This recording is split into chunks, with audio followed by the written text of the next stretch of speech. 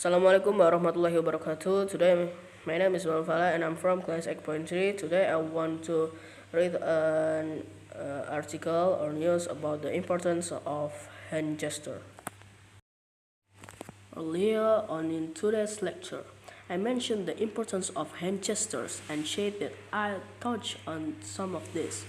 Pound to pound, hand gestures are of course often culturally born and can vary from group to group, but there are a few of them which, if not universal, are very common indeed around the world. I'd like to focus on the history of four gestures in particular: the salute, the thumbs up, the high five, and the handshake. The salute, a gesture most associated with the military, may have originated in the 8th century. The Grenadier Guards, one of the oldest regiments of the British Army, used helmets in the form of cones. These were held in place by chin strap. It was difficult to raise your helmet when greeting someone, so the soldiers simply touched their head with one short movement of the hand before quickly putting it back down and again at the other side. The thumbs up gesture apparently goes back a lot further. It's widely believed that this gesture goes back to Roman times when gladiators fought in front of the emperor and eager crowds in the Colosseum. The fallen gladiator's fate was decided by the audience. If they felt he had fought well, they showed their approval with a thumbs up gesture. The emperor would then confirm this, and therapy would spare the gladiator's life.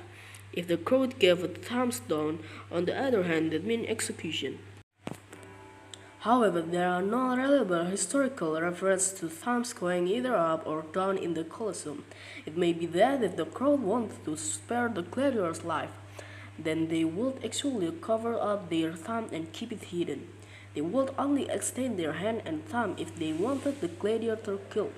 This actually makes more sense, as the emperor could much more easily see what the crowd was indicating when looking out over a huge arena.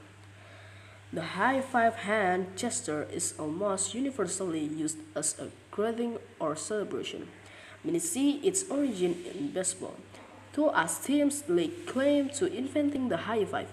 The Los Angeles Dodgers in 1977 or the Louisville Cardinals in 1978. It's quite likely that it was neither, and the gesture may have a much earlier origin again.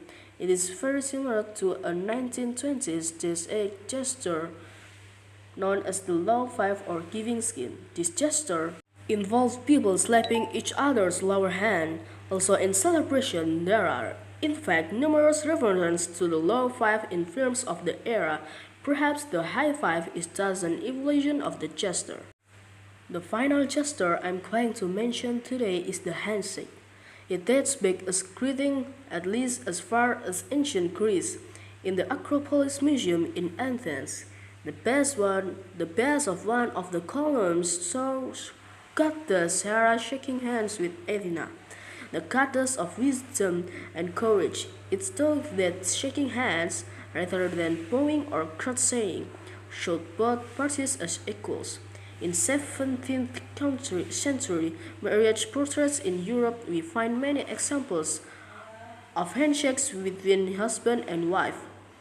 Now, of course, the handshake has a multitude of uses: meeting, greeting, parting, offering congratulations, expressing gratitude, or completing an agreement. In sports or other competitive activities, it is also done as a sign of good sportsmanship. In this way, the gesture has not strayed from its original meaning to convey trust, respect, and equality.